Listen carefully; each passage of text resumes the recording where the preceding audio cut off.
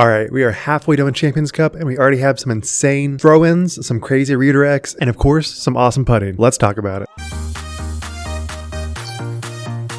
So starting with FPO, I think it's basically just a 2-horse race. If Kristin falters, which is unlikely, but if she does, I think Catrina would take home the victory. She's looking very strong. Just can't quite compete with Kristin's mastery of the course. And I would say the most notable thing about round 2 is that there was a string of 3 holes towards the end where Catrina birdied and Kristin parred. That was it. Other than that, they looked pretty even, no bogeys. Kristin had 1 eagle, and they both finished 100% from circle 1. It might be slightly notable that Kristin had 0% from circle 2 and Catrina had 33, but I think this is still kind of an anomaly and not really depictive of the trend. Other than that, we have Kat Merch and Haley King looking pretty strong, following their trends. They had a lot of bogeys throughout their round and just couldn't quite keep up. And then I would say in the third tier, there's Owen and Holland Handley. And they were certainly in contention of taking the second place spot, but both kind of faltered in the back half, with Holland taking a bogey and then a double to finish, and Owen taking a bogey to finish 18. And they're about 10 strokes behind Kristin, so I think there is basically no way that they can catch up. Now on to MPO. So I think if you had to guess, I think it was pretty clear that Isaac was probably going to perform decently well based upon round 1's performance, but wow. He threw just about as good, finished with the exact same score without any circle 2 putt. And actually looking at round 1, he only had 1 circle 2 make. So he is just lighting it up, hitting the fairways, getting his upshots within circle, and banging those putts every time. And you might think, oh, Isaac's probably going to run away with it. That is not the case. Silas continued to perform, and basically besides 1 blemish on hole 3, he threw consistently great disc golf, throwing shot for shot with Isaac and actually outperforming him on 11 and 17. Looking at his putting, it is bizarrely phenomenal. 83 circle 1, not the best, but then 60% circle 2, which includes a 38, 60, and 38 foot putt. And Silas was looking so confident the whole way through the round. Even with a crazy redirect on hole 17, he never wavered and is really showing us how much skill he has. And if you've seen him throw in videos in real life, you know how much power and finesse he has on his shots, so it totally makes sense that his throws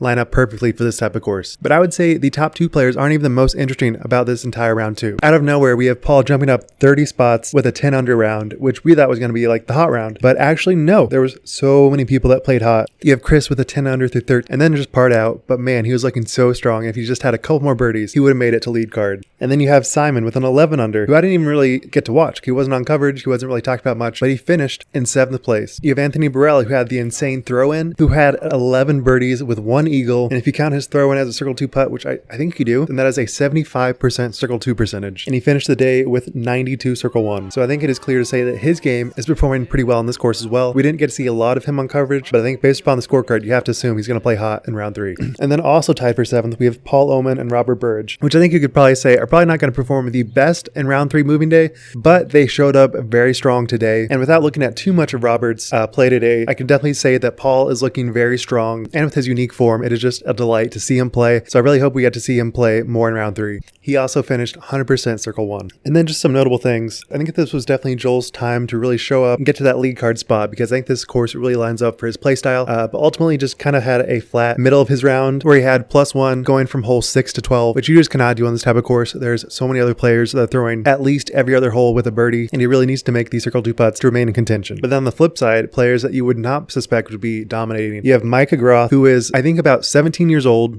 This is his first tournament of the year, and he just could not miss a circle 2 putt. And when I say circle 2, I mean circle 2. It started with a 27-foot putt, then a 49, then a 49, then a 60, and then a 38. Back to back to back to back to back. Coming from somebody that is so fresh to the Elite Series, and especially a major, this is insanely impressive, and I really hope we get to see more of him in the future. And then you have that middle ground spot where you have Mason at 6th with 17, Eagle in 5th with 18, Conrad and Niklas tied for 3rd and 19th. Now I would say there's going to be a lot of movement tomorrow. I think Mason performed just about as well as we could hope, and if he continues to play this well, I am sure he will be on lead card tomorrow. And then we have Eagle finished just about where we would expect him to be, about that 10 under range, who had some phenomenal drives, but also got a 92-foot putt on hole 14. And as for Conrad, I think he played very routine golf, ultimately has that line drive shot and great shot shaping that lent him very well to this course, and made a 49-foot putt, which I'm sure we'll get to see more of tomorrow if he's to make that lead card again. But I would say the most interesting case that we have in this lead card, besides probably Silas, is Niklas. Starting out with a bogey and coming from round 1 where he had 1 over through I think like 8 holes, he performed very well on lead card with the nerves, and I would say you really couldn't even tell that he had nerves. He played so confidently, and besides a couple of low putts, every single shot that he had was dialed. And if there is any room for improvement, I would say it would be circle 2 percentage. He only had 20%, which was his hole 18 putt with a 49-foot putt, and he had a 66-foot throw-in on hole 12. But overall, I think it's just a straight carryover from USDGC last year, where he totally could have got the win, but just got narrowly beat out by Gannon, who just played phenomenal disc golf in his final round. It's really my interpretation of this is it really is the new guard showing up to play this major. It reminds me so much of USDGC. You have Conrad representing like the older players who are playing well, but just not quite as well as the newer players. And you can just tell that they want it so